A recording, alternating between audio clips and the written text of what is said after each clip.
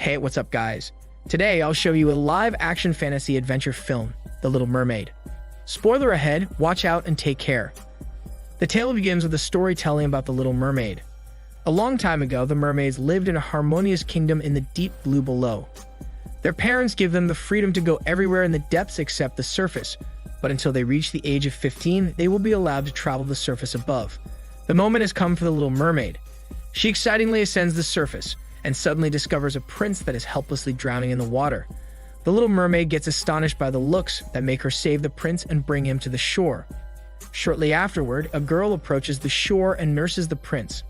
The Little Mermaid hastily descends to the sea. As she swims in the ocean, she begins to wonder what she felt when she saw the prince. As a result, she wants to become a human to experience the life above. Then one day, due to her desperation, she negotiates to a magnificent wizard that she has to find a true love above. But when she fails, her soul must need to surrender to him. She agrees, but unfortunately, the prince is in love with another girl, making the Little Mermaid bond her life to the wizard forever. The grandmother is now done reading the tale. But before that, she asks her two lovely girls if they want to know some secret story about mermaids. At first, the eldest is doubtful of mermaids, but the grandmother insists that they exist, especially if you personally witness them. Due to that thought, the girls get so interested to know the story that they urge their grandmother to reveal the secret. The grandmother is delighted to see their eagerness to listen, so she proceeds to tell the story. A long time ago, a little girl believed in all magical creatures, including fairies, leprechauns, and mermaids. Her name is Elle. Elle is currently living with her Uncle Cam since she doesn't have her parents to live with her. His Uncle Cam really loves Elle so much. In the beautiful garden, Elle is having fun with the other girls until she notices that she is having trouble breathing. The other girl rushes to call his Uncle Cam to carry her and assist her in taking her medicine.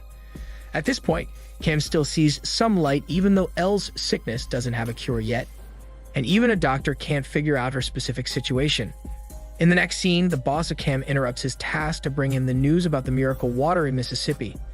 At first, Cam is skeptical about this information and states to his boss that they wrote several writings about it. Still, his boss argues that this one is different as hundreds of people testifying their experience on that healing water that can be only found in Mississippi.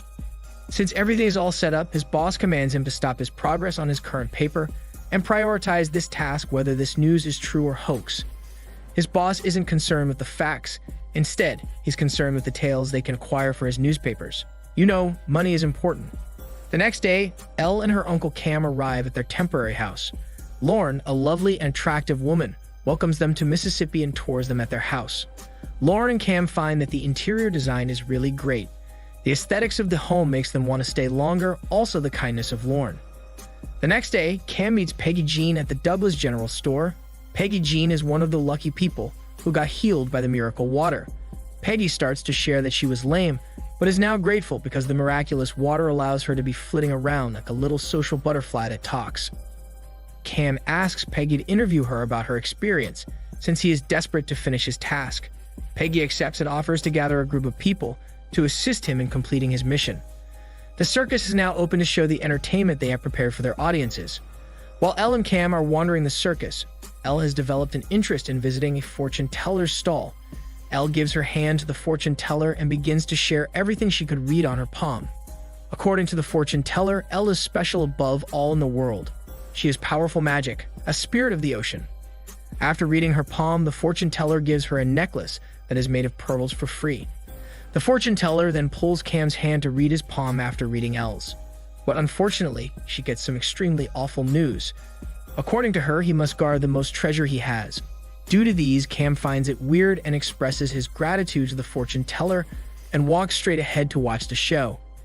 Elle and Cam enter Locke's Mysterium to watch the show. Locke entertains the audiences and expresses that mermaids are not a myth and later on reveals the mermaid. Elle is really astounded by its appearance, causing her tears to fall down. Soon after they stroll around the circus, Elle asks her Uncle Cam to let her ride the Ferris wheel, which he agrees to. While Elle is enjoying her ride, Cam witnesses three guys attempting to commit an act on the girl. He rushes straight to the men and tells them to abandon their intentions. The grown-ups move backward when Locke approaches them. The girl is now safe and moves her way going inside their tent. The day after, Cam interviews a bunch of people who use the miracle water. But to his surprise, he finds out that the user's claims are not solid and efficient. Due to these, he concludes that it is just a hoax. Cam eagerly interviews Mr. Locke. He asks anything he could ask to justify the claims about the healing water. However, Mr. Locke refuses to give the answers, as magic has secrets and cannot be revealed to anyone. Despite Mr. Locke's responses, Cam continues to persuade him by asking other questions, but their meeting has come to an end. While Elle and Cam walk in the middle of the woods, they see the mermaid. Elle is really excited to see her closer and asks why she has legs.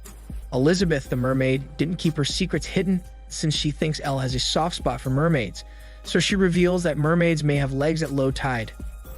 Cam is really determined to figure out the truth about the healing water, so he risks his life by trespassing into the circus. During his search, he hears a beautiful voice singing. He follows the sound, and later on he discovers that Elizabeth is the one who sings. The content of her song is the song of her life, expressing her desire to have someone who could save her from her situation. Also, before he finds Elizabeth, he luckily overhears the conversation of Mr. Locke and his colleague. He finds a pendant that is being hidden on a piano. He also figures out the passcode of it by playing the keys of the piano. However, Mr. Locke enters the room during their conversation and asks Cam to get out because he is trespassing.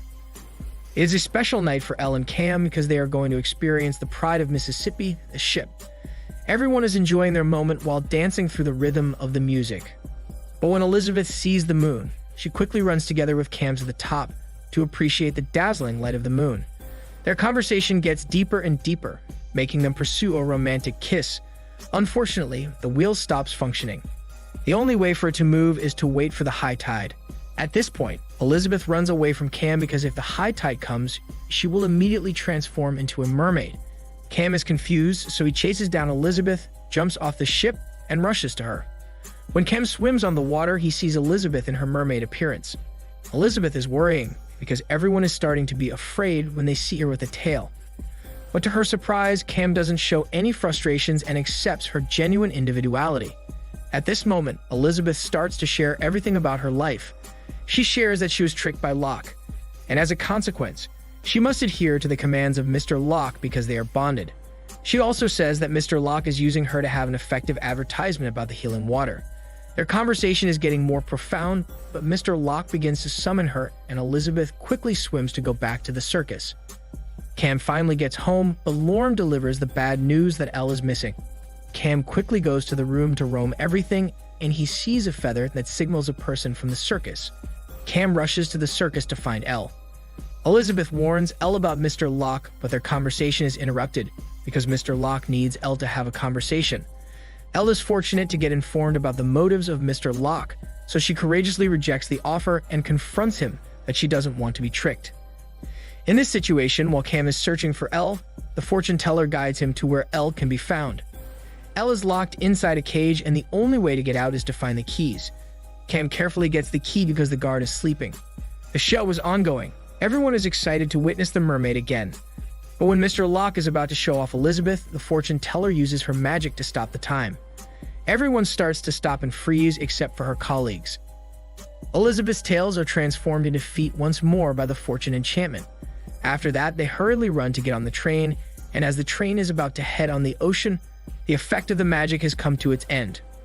Mr. Locke notices that Elizabeth is missing, so he briskly follows them as he knows where they will be headed.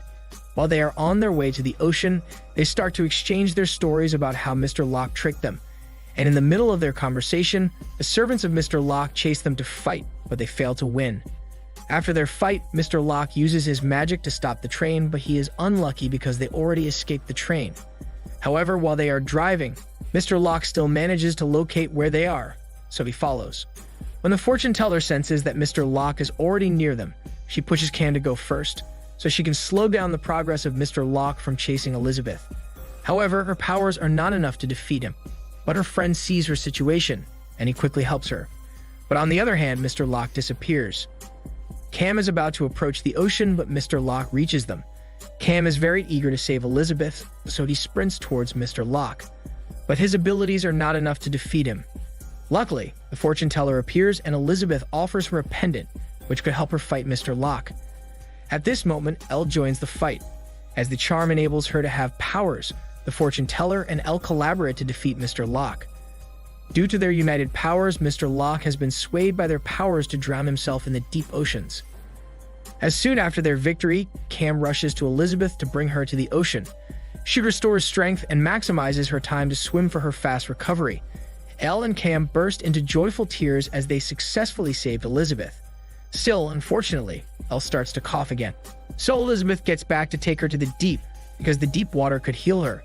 And Elizabeth tells them that whenever Elle is experiencing difficulties in breathing, the only thing she can do is to swim in the oceans to obtain healing. The movie ends when his grandmother ends telling the story. The two beautiful girls are very stunned by the story of the mermaids, but her grandmother starts to cough, so she tells them that it is the perfect time to swim.